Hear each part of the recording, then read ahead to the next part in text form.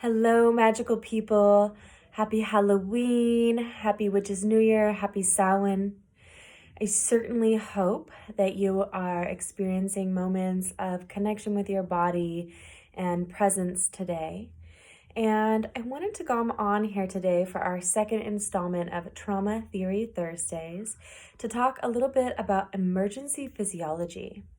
Where I live in the Bay Area in California, we have just experienced a whole lot of fire this week, and I have experienced people's nervous systems going into hyperarousal and down into crash and hopelessness and everywhere in between. And I just wanted to talk a little bit about what you might expect from your body in an emergency of any kind. And in particular for my community in California who's experiencing like real fear and danger right now. And it's Halloween, I've got my ears on, I'm getting ready to go out, and where I live, the skies have been blue for a couple days. It kind of feels like things are back to normal. We got our electricity back, and these are concepts that still apply. It can be so easy to go through something terrifying or intense, and then it can change like that. We can forget. And so, I just wanted to speak to it because it still might be affecting your nervous system now, even if you don't feel as intense as you might have a couple days ago.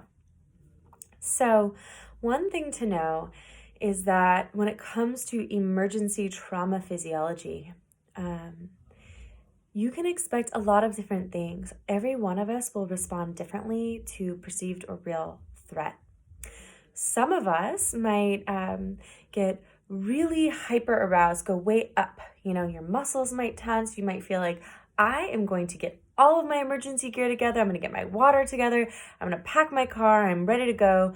And it's essentially a response to not being in control when something so intense like a fire comes blowing through your life.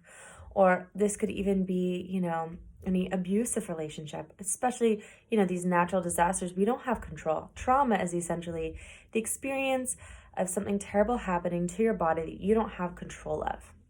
And so when that happens, some of us will go into what can I control? Can I rein it in, make sure that nothing terrible happens to me? And so you might feel yourself moving really fast, and doing everything you can do to prepare. That's one response. Another thing that could happen is kind of the opposite, like a kind of denial, this can't really be happening. This isn't really affecting me. I don't really, what fire? I don't, it's not going to affect me, and kind of pushing it to the side or brushing it away. So that could be a form of defense, of self-protection, of not facing it head on.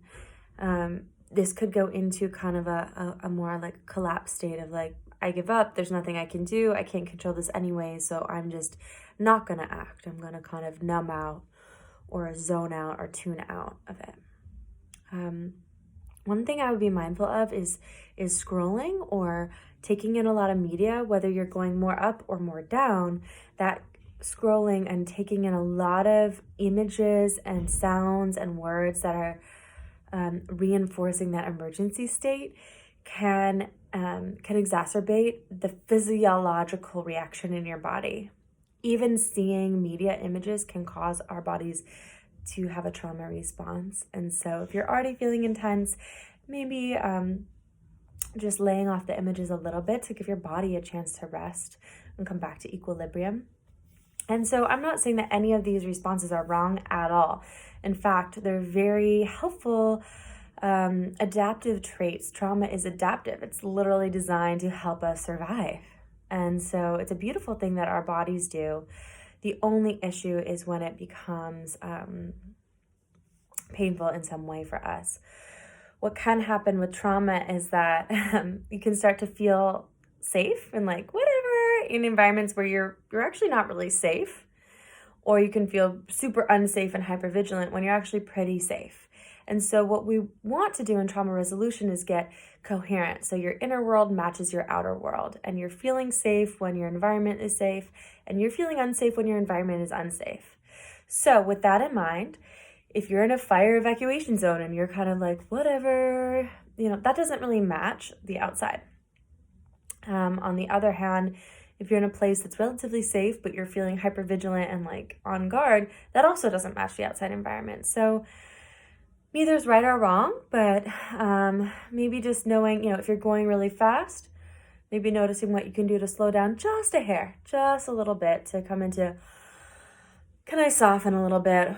Can I give myself a little breathing room, a little space, right? And if you're feeling yourself kind of stuck or numbed out, like overwhelmed, or just not paying attention, can you mobilize a little bit? Like maybe just getting a little bit of action in your muscles, even just standing up from the couch could help also. So what we're trying to do is come more into a balanced physiology so that you can respond if and when there's actual danger and actual need to respond. The other thing to know about emergencies, like the fire, is that it can actually bring up old things. So it might not just spur, and might not, your reaction and your body's reaction might not just be about what's happening right now. It could also be about the fire 2 years ago, or for me, it's bringing up the Oakland Hills fire, which happened when I was 5 years old. It could bring up old traumas that are not fire related. It could bring up any time that you felt trapped, that you had a lack of choice, that you felt unsafe in your body. And so an emergency, it's kind of like a portal. Like this moment right now, 2019, the Kincaid fire could loop back to the Tubbs fire, could loop back to the Oakland Hills fire, could loop back to all sorts of other times in your life. Childhood abuse, it could loop back. So in my work this week with clients, I've been noticing this fire is affecting every single person that I've interacted with, and everybody is reacting in a different way. But one thing I'm seeing is that it's bringing up a lot of old traumas, and it's bringing up the memory of any time you felt unsafe or out of control. And so it's just good to be aware that if you're experiencing that, it's normal. This is also an adaptive trait. It's also a genius thing that your body does, because if you've lived through something and like the smell of smoke, you have then coupled the smell of smoke with not being safe. And that's actually a good thing to couple, because that way, the next time you smell it, you have more of a chance to get to safety. It's a positive thing. That is, unless every single time someone's burning incense, you start to feel that trauma physiology. So it's helpful, but to a point. I hope that makes sense. I think it's helpful even just to be aware of this and to know that, yes, this experience you're having right now could be affecting you now, and it could be bringing up old things. And then the third thing I wanted to mention is just the aftercare. I know for me personally, Sunday and Monday were really intense in Oakland. The air quality was bad. A lot of us didn't have power, and it was like very acute emergency state. And sometimes, I tend to go into like hyper savior mode. Like I need to help everybody and like be helpful and like be on the front lines. And then, that kind of provides a numbness for me. Like, it's kind of a nice feeling, although it's dissociated. And then now that things have kind of mellowed out, I'm feeling less intense. But just because I'm feeling less intense doesn't mean that my body's not still going through waves, right? So if you're a few days out of the acute trauma response, even if you're going back to your home in Sebastopol, for example, your body is still going through waves, and it might be for a little while. And so it's not just over once the immediate danger and intensity subsides. It actually is going to keep moving through your system.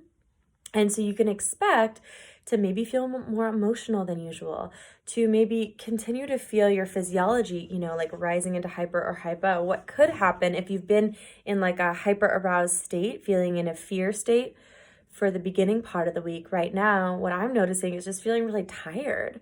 And I'm seeing a lot of people around me kind of crashing out and feeling like, oh, I'm exhausted, I'm tired. please rest. Please take a bath. Like, let yourself rest, let yourself unwind, find something that helps you relax your muscles a little bit, whether that's a bath or a nap or exercise, and just allowing your body to soften and rest. Because no matter how your system responded to the emergency, it's tiring. It's a lot of work to mobilize to save your life. Whether you actually physically have to or not, if there's any part of you that is running to save your life, it's exhausting. So please, please, please take care of yourself, rest, and expect that this will go on for a little while. It's not over yet. I mean, the fire's still going, even though the air in Oakland is a lot clearer. And on another note, I think it's important to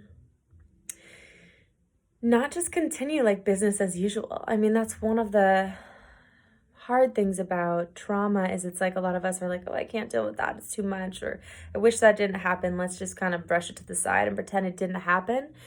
And for, survivors of interpersonal violence or abuse, that can be one of the most painful parts, is like people in your life not wanting to admit it or face it or deal with it after the fact. And meanwhile, 10 years later, you're still dealing with it. So I would say, like, if this is affecting you, let it affect you. Yeah, take care of your body, take care of your physiology, but like, let it move you to meaningful action.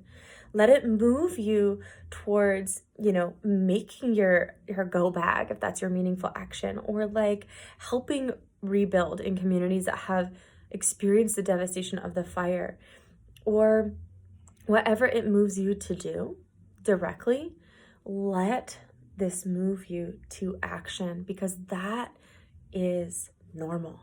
It should. We should not just go back to like business as usual, nothing happened. This is a big deal. It's an emergency.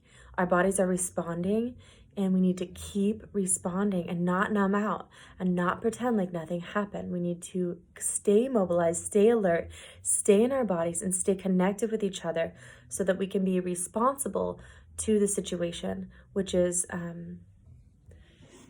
living in a California that now has an annual terrifying, devastating fire season. And so also the grief and the fear and the upset that can come with that might take a while to integrate. So I really hope this was helpful. I really send a lot of love out to everyone who's affected by these fires or any emergencies you might have been through. If you have any questions, please feel free to message me, and I'll see you next Thursday, and sending lots and lots of love. Okay, bye.